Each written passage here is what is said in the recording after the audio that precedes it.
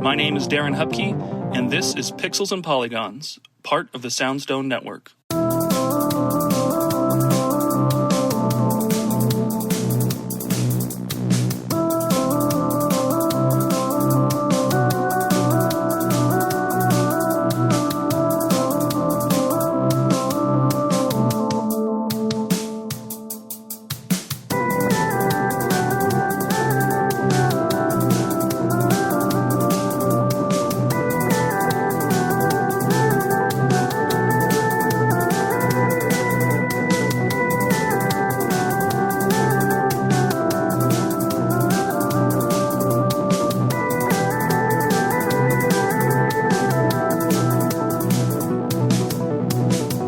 Welcome to a new episode of Pixels and Polygons. I am Darren Hupke, the host of the show. If you are a returning listener, thank you so much for coming back and checking out another episode. Hopefully this is another entertaining one for you, and I appreciate you for coming back week after week. If you are new, it's a simple pitch. I sit down with a guest each week and I ask them a video game related prompt or question, and we talk about it. It's 20 to 40 minutes or so each episode. This can stem from topics like what's a underappreciated or below average game you love that doesn't get enough attention, or what is your history with video games? When did you start playing and when did you fall in love with them? Or why do you play the games that you play? There could be a lot of different things. The conversations can go in a lot of different directions, but the point is just to have a great and thoughtful conversation that maybe sparks your own ideas or your own interests as a listener to think about your own responses and hopefully just have some fun along the way. If you like what you hear and you want to support the show, I've got a few different ways you can do that. I have links in the show notes below to everything that I do, and I'll highlight one of those in particular. Beat 'em Up Volume 1 is a love letter to the genre. Volume 1 of the series breaks down the Final Fight franchise and covers the entire series. So you get histories and development details, artwork, screenshots, magazine scans, a lot of artifacts from the era covering every game in the franchise, from the 1989 arcade original all the way up to 2006 and the release of Final Fight Streetwise. There's also chapters that cover where this series is now, its appearances in other properties like Street Fighter, comics, TV shows, cartoons, all those types of things. So if you're a fan of beat 'em ups, if you're a fan of Final Fight, this book has all the history and all the details I hope you will enjoy and love and find something new about one of my favorite franchises of all time. You can buy it physically over on pixelsandpolygons.net, but you can also buy digital copies over on my Patreon shop. Links to all of these will be in the show notes below, but check it out. Beat 'em Up, Volume 1. With that out of the way, we can start the episode right after an ad from one of our Soundstone Network partners. Hello, we are Kirby Conversations, a podcast on Kirby, along with other adjacent subjects like Smash Brothers, HAL Laboratory, and other related Nintendo games. In each episode, we take an in-depth, well-researched look at a Kirby topic, drawing on our decades of experience playing Kirby games, creating Kirby-related content, and working in and around the video game industry. I'm Sean Douglas. I'm a theater and video game journalist. And my name's Bridget. I'm an online Kirby commentator and collector. Our team also includes photographer and Nintendo ambassador Kai, Captain Dangerous Parker, and Gigi, the editor-in-chief of Wick Kirby. Join us for deep dives into Kirby's history, interviews with industry professionals, and even inside looks at Nintendo, as together we explore all things Kirby and HAL Laboratory. You can find Kirby Conversations on Apple, Spotify, or wherever you listen to podcasts.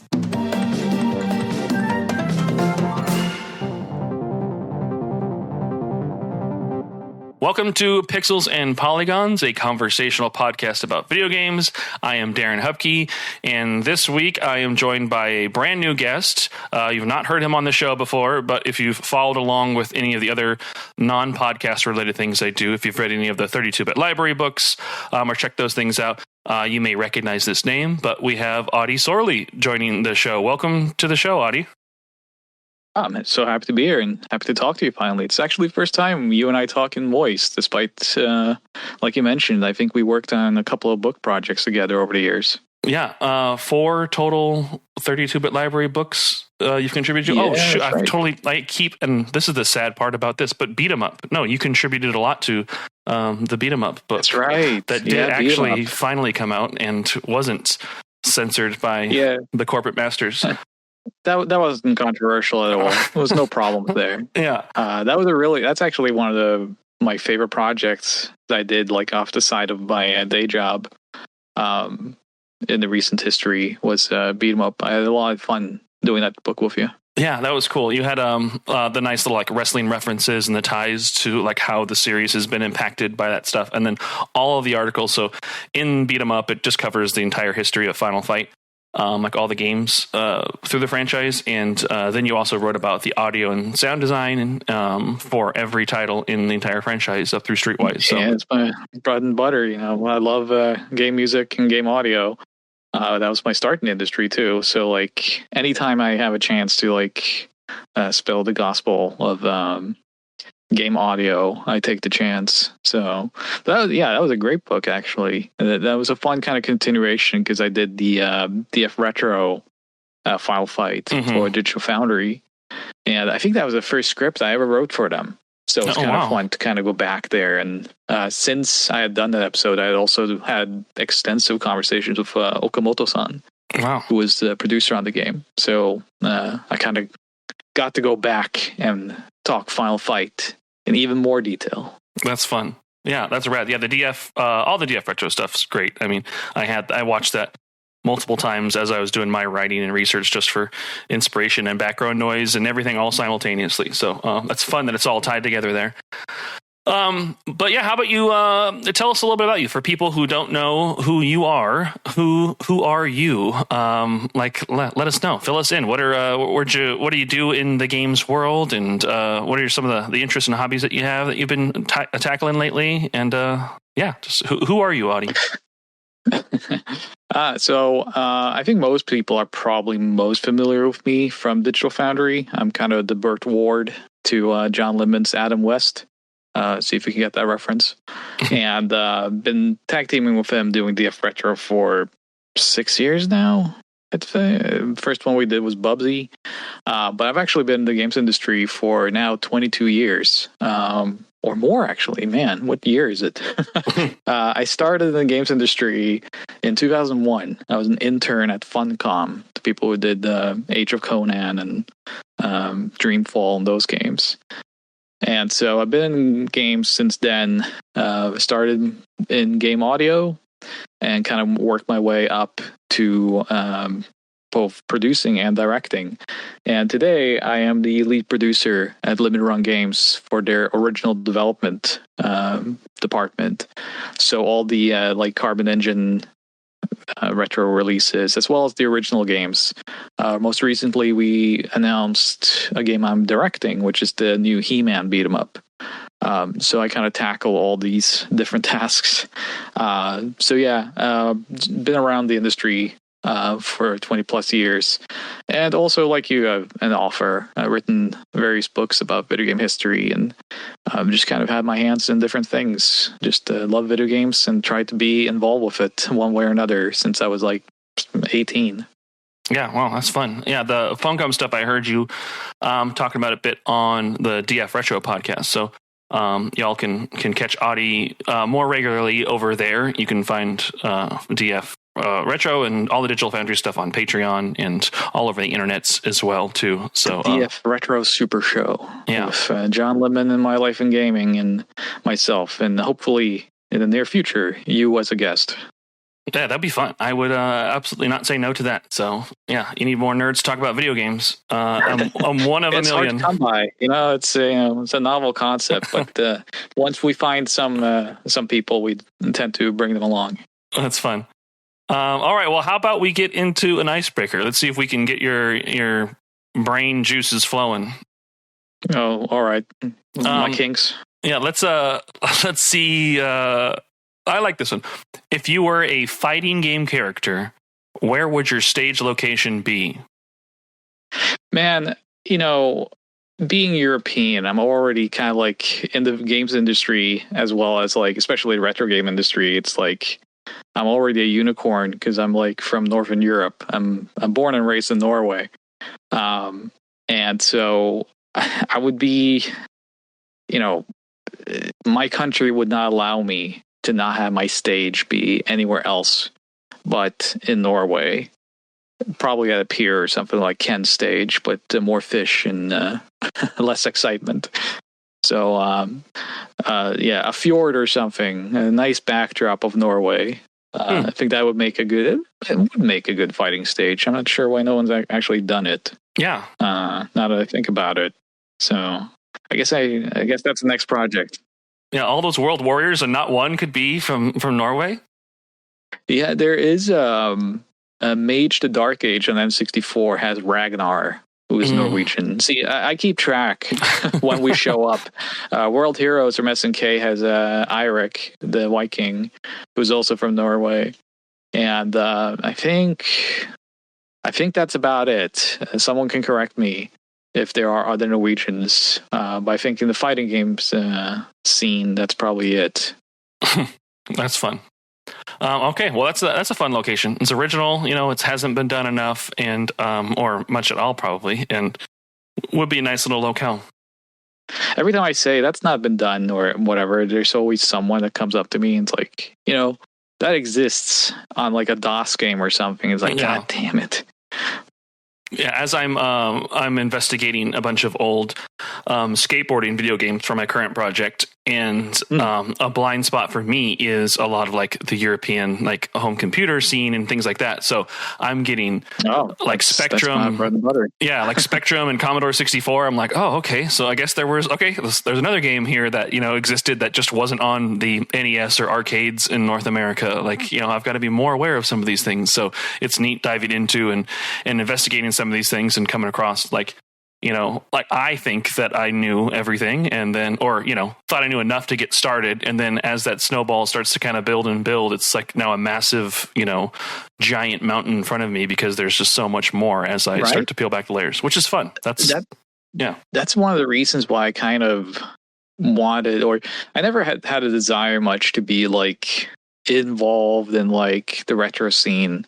I always collected, always been very involved personally in it, but I've never been someone to seek out like, well, I do this and you should check it out kind of, I'm a fairly private person. But I remember when I was 19, I went to the US for the very first time. And the one thing I noticed, this is back in the early 2000s, and whenever I spoke about like games I'd grown up with, or like, well, this exists, that kind of game exists, it's on the Commodore 64 or the Amiga, the stuff that I had grown up with in Europe, I got all these blank stares. It's just like, what? The Amiga? And it's just like, and I felt like, man, that's such a big black like spot or black hole of knowledge here, because like people aren't aware of this, extensive history from European gaming history, which is, as important as US or Japanese.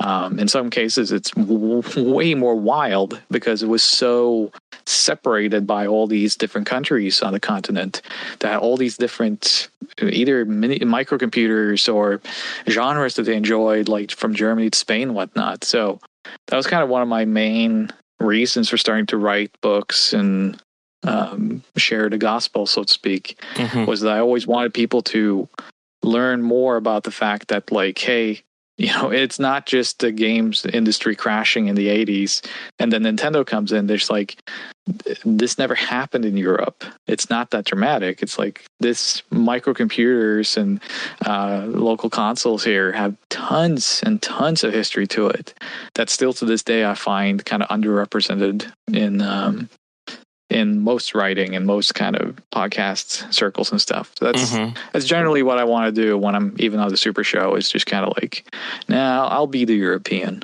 I'll be that guy. Yeah, I like that. I mean, the naivety of being like that assumption that the main character energy of like North American gaming is like, oh, we're going to use that by the default release date, and we're going to use that for the default like imagery of what a game should be. But in reality, like the worldwide like impact and release of it all, like oftentimes obviously they're released prior to their release in North America. They're released like in Japan or outside the country entirely as well, and we get them later. So it's like the assumption that North America is number one, most important, and this is the central narrative piece is always wrong. And so as I've like read and discovered more, I try and always ensure that like in my writing or in my conversation, if I'm talking about something, I want to clarify like, oh, the North American release date of this was here, and then try and ensure that I'm referencing like the original, like legitimate release date from whatever like localization or territory it's from and everything. It's just I think that's a little important piece, because video games aren't just where you didn't get lucky and get born into the capital of video games. No, it's you're not, and if you're in North America, you are not the main character. You can have fun with them, you can enjoy them, but make sure you know that this is a thing that's been going on around you longer than you realize, and it's not all about you.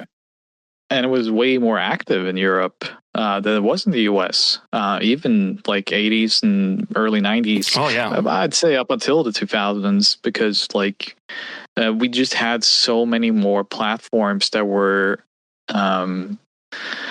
so involved, whereas the US tended to kind of focus more primarily on like IBM or Genesis, Super Nintendo, N64, PlayStation.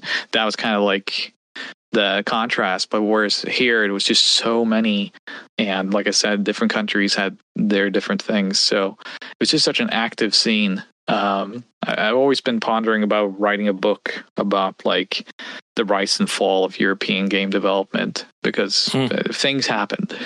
Yeah, they're called infograms, but like it was such a wild time, and back then I was I was reading all the magazines, and I spoke more than one language. So it's just kind of like I was fortunate enough to like kind of keep in the loop on several fronts. Not all of them, obviously, but like it was just a much more exciting time I find for a video game.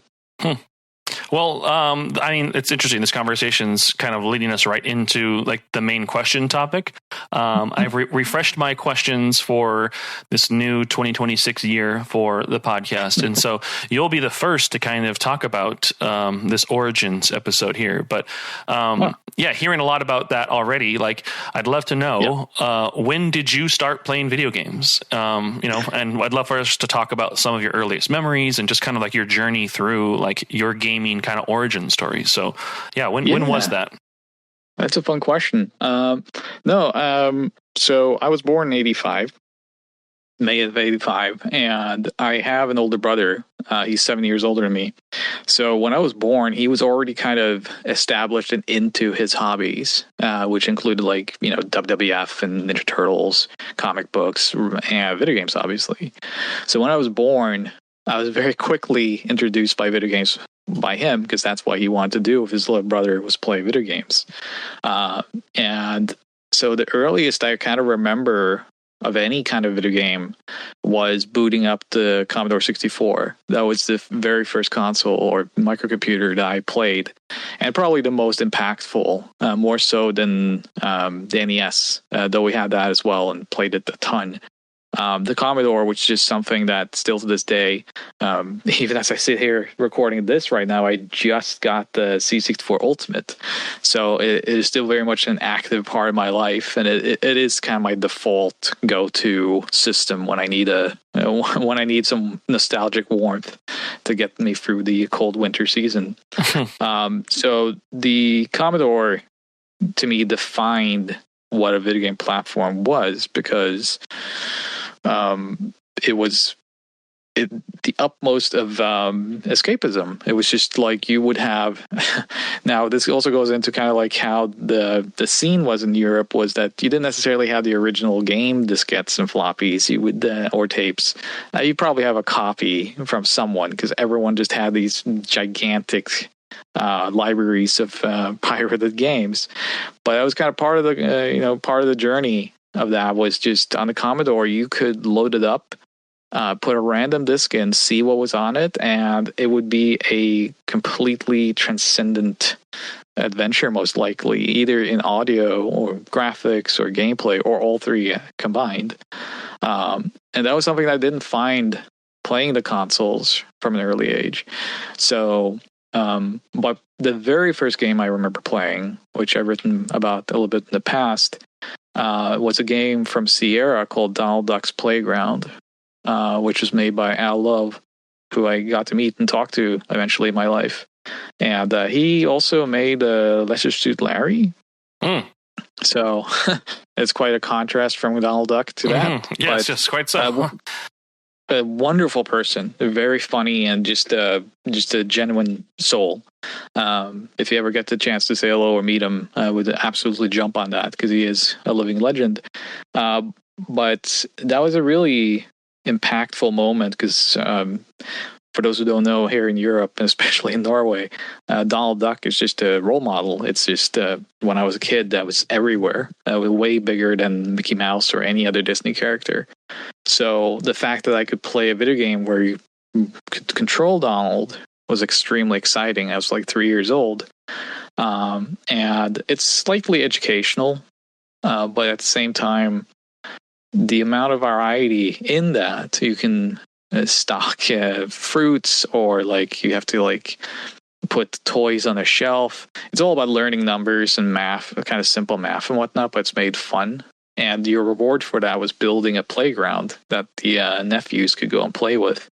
And just this kind of progression, right? This kind of sense of achievement that's not only am I learning stuff and was integral of me learning English as a language, but here you can also kind of go and reward yourself by playing in a playpen, even though I could probably just go outside and do it rather than just pushing the space bar. But it was way more exciting seeing it on screen because I could kind of relate to it. It's like, yeah, I like going on a swing. I know what this guy's up to. So Donald Duck's Playground was the very first game I ever remember playing. And on so many levels, it's funny for me to think about it now, just that like I had to understand it. So I had to kind of learn English as well as learning my own language. And that was the beginning of that. And just when I think about it now, they look like the authentic cartoon characters. If you look at screenshots, you would just kind of see this blocky Commodore 64 style graphics. But to me, you're a kid, you see everything through a kid's mind's eye. So I just remember that they all looked exactly like I saw in the comic books and cartoon. So yeah, it's just an incredibly impactful game that when playing it now, you probably wouldn't think it, but for me, I certainly wouldn't be sitting here unless I played that game at the very beginning of my life. Oh yeah, I mean that's how that inspiration and everything kind of like works, and imagination and everything. So I completely get that. Where did the Commodore 64 come from? Was your older brothers who already had that? Like I believe so. I would have to ask him. I forget if we borrowed it from a friend. That was pretty common here. It was just kind of borrowing these devices. Might have been borrowed. We did get our own, which is why I'm kind of unsure, because I remember kind of unpacking my own a year or two down the line. So I don't know if we got a new one. The other one might have been broken.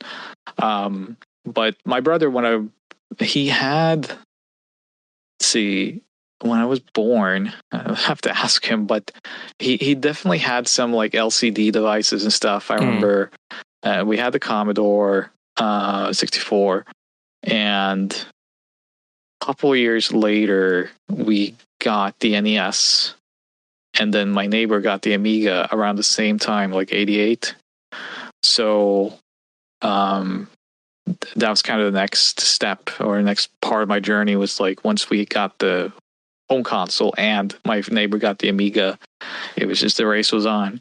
But yeah, my brother was primarily the one that had all this stuff that I was just kind of like, I remember going into our room. We had a shared room at the time, and every time I go in there, it was just kind of like a toy or a device of some kind that I would pick up and kind of discover, because he would pull it out of the shelves and play with it himself, leave it behind. And then I would go in just like, oh, what's this? And so that was kind of my sense of discovery, especially when it came to comic books. My God, he would never put that stuff back in place. So I would just step around like, what is this? Like 4 turtles?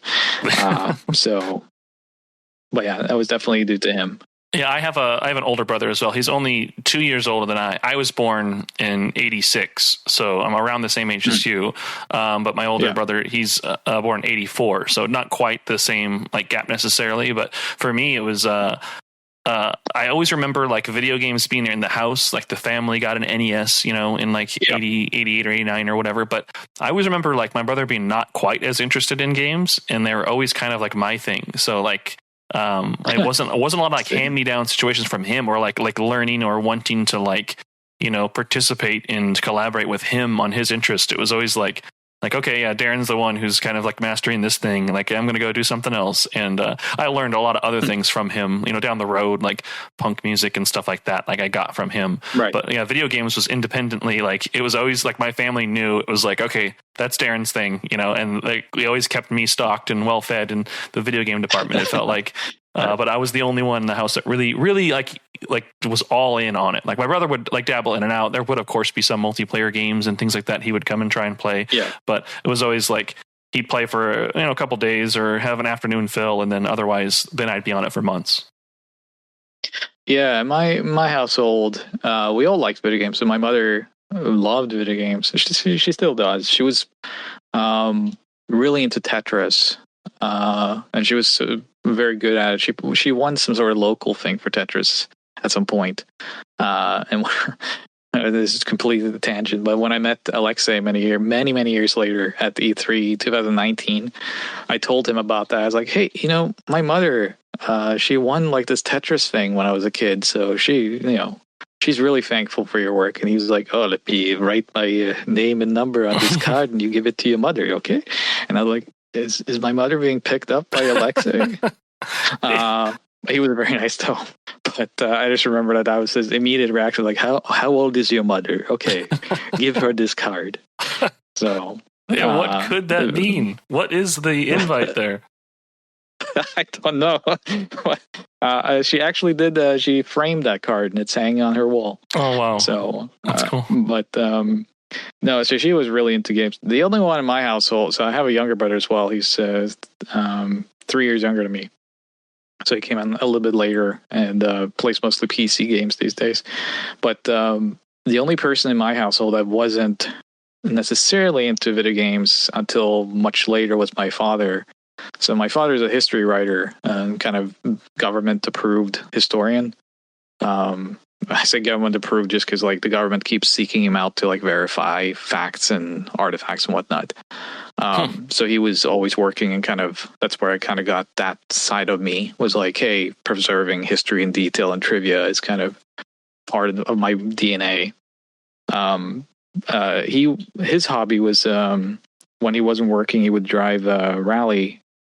And so in the weekends, he would like be part of like rally racing and whatnot. And many years later, he would discover a game called Colin McRae on PlayStation, Colin McRae 2. Yeah. So in his house, I remember it was just a game I brought to him. I never played that kind of racing games myself, but I brought it over to him because I was like, well, maybe he would like this. I don't know. And he was like, oh, this is like a real life. It's like, it feels really good. It's too bad it's like a joystick controller though. Like it would be fun to play with like a steering wheel. And I was like, oh, you can go to the store and just, they have like these force feedback wheels. So you can do that. 2 weeks later, as I went back to see him, he had converted the entire basement, like living room into this like makeshift rally racing rig. Just built out of steel. So he built like a frame for the wheel and pedals. And I just remember going in the door and his wife looked at me. He was like, oh, you had to tell him, didn't you? You just had to show him that stuff. Now we don't have a basement anymore. Wow. I just remember my dad had gone complete bonkers with Colin McRae 2. And it just converted. I went downstairs and he was like, oh, yeah, sit down over there. Don't disturb me. But to the credit of the game, he was breaking every record because at the time, I guess it was realistic enough that he managed to kind of transfer some of his knowledge into the actual video game. Because I just remember looking at him as like, God damn, dude, like, I guess you were kind of good. That's funny. So take us through then into your teenage years and things. What did you grow up from with there? What was the first console you remember or computer, or, let's keep it in all open context. What is the first system you remember buying for yourself or like identifying as like, this is something that I want for me, man, and I'm going to get this? Yeah, so for myself, that's a harder one because like me and my brother both being into games, so it was always like a Christmas gift or something. I remember that like, so the first console we got was the NES. We got that for Christmas. And we were completely transfixed by this thing. It was so cool. We loved the cartridges. I was so used to tapes at the time. So I just loved the fact that you could just kind of put this great cartridge in and you had all these awesome games that I'd seen in the magazines.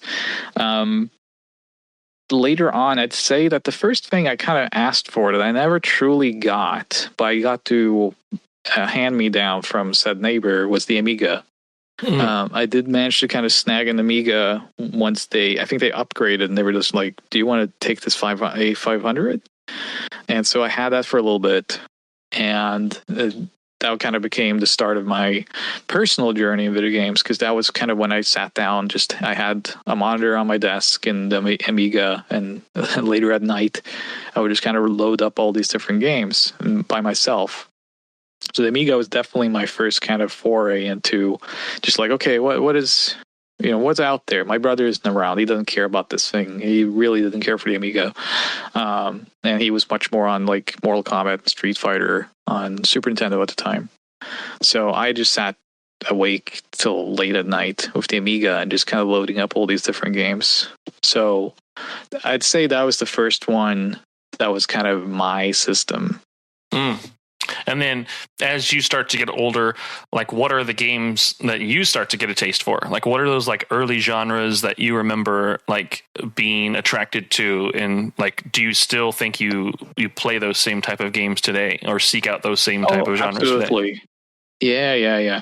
I mean, I kind of have two main. So fighting games, because like me and my brother would play them all the time. So I love fighting games. Those I still play regularly. But for me, I think what I really gravitated towards, which is also I think why the Amiga was a little bit more interesting to me, was adventure games. I really liked all these different takes, like narrative takes on video games. And later on in life, that would definitely reflect in me working in Japan and like working on new as well as preserving visual novel games from Japan. Because I just had this, I was so mesmerized by the fact that like, rather than just running after high scores and like, space shooters or fighting games or platformers, whatever it was, kind of this, I shouldn't say aimless, but kind of like narrative-less games where it's just kind of a simple good versus evil or save the princess or get to the end of the level. I was so intrigued by this experimental thing of reading and kind of getting into the world and kind of realizing that there's so much more detail beyond what you see. Which probably goes more into the next topic of episodes we're going to have. But that was the adventure games from the cinematic platformers to like point and clicks like the LucasArts and the Sierras. I think that kind of became my second genre after fighting games, was just this these deeper lore games. I wasn't super into CRPGs like Ultima and whatnot. Though I've never been super into like fantasy, but anything that kind of had stronger characterizations and narrative structures that where you kind of like sat down and read stuff, I was really into.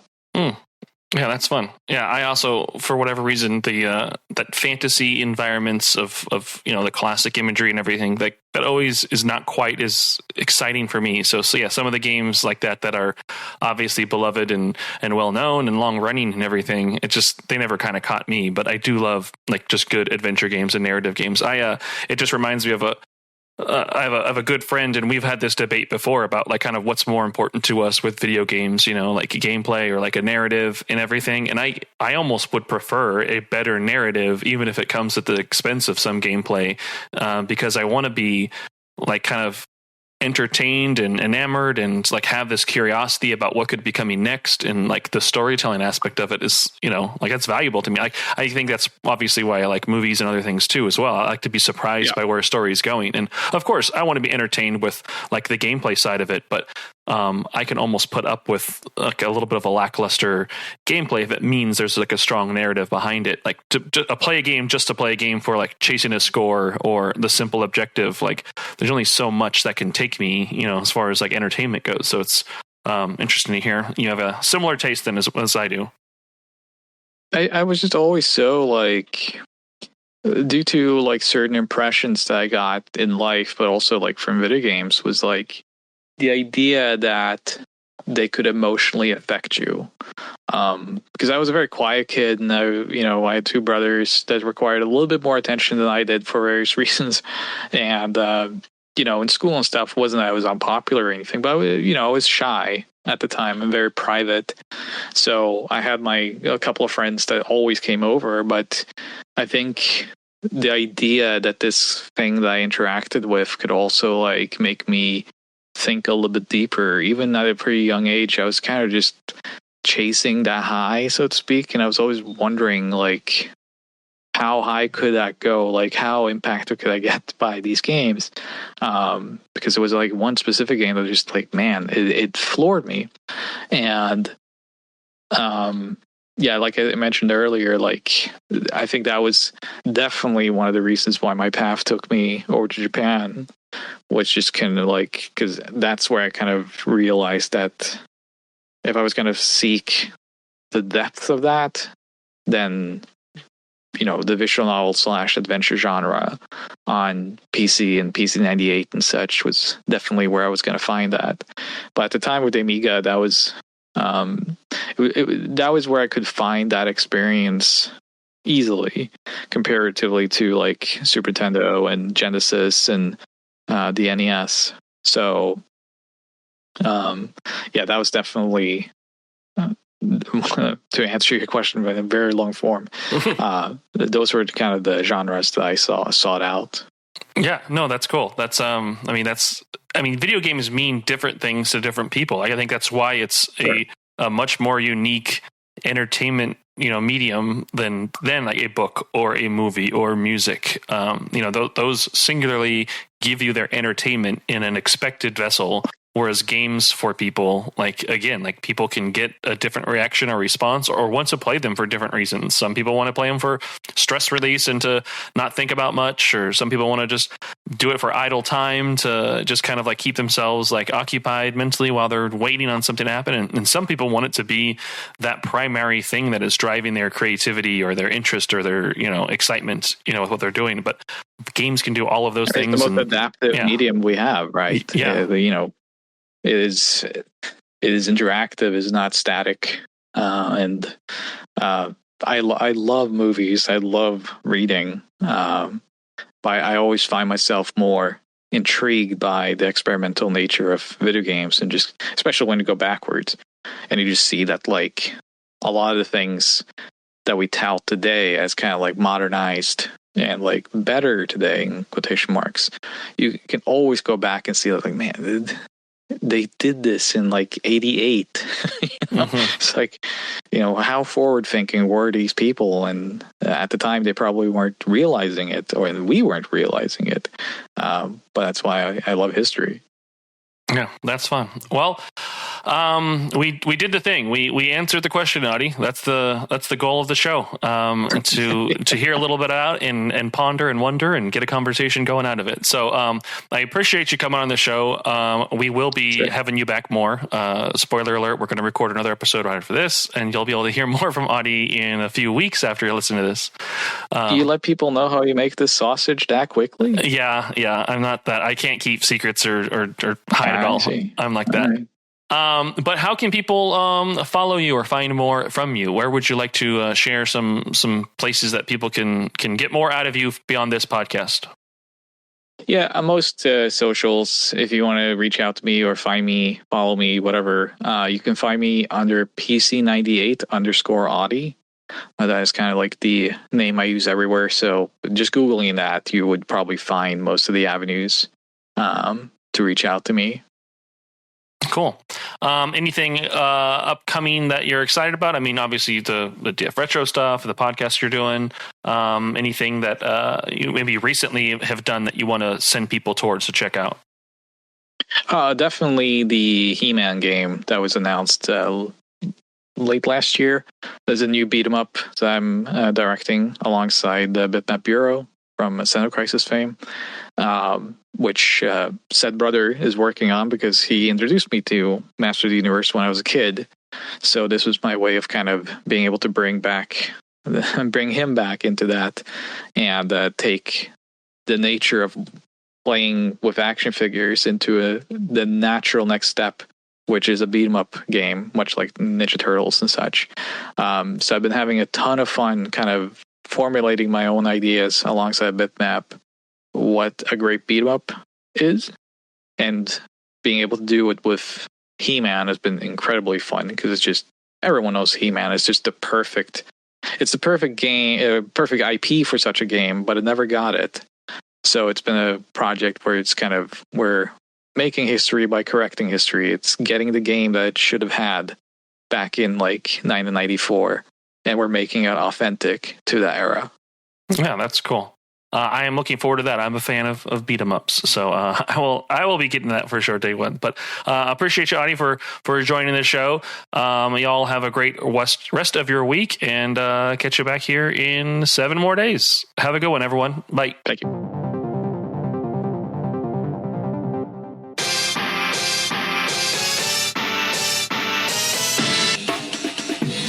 Listen to Flashback 64, the chronological Nintendo 64 podcast. Hosts Gui, McKenna, and friends flashback to the 90s and early 2000s with a look at the Nintendo 64's catalog and its contemporary cultural and historical context. Starting with the console's launch titles and proceeding in release order, we discuss classics like GoldenEye, Super Mario 64, and Star Fox 64, as well as some not-so-beloved games, lesser-known titles, and everything in between. Along with game-specific deep dives, we also cover other bits of pop culture from the time, like films, music, and more. Subscribe wherever you get your podcasts.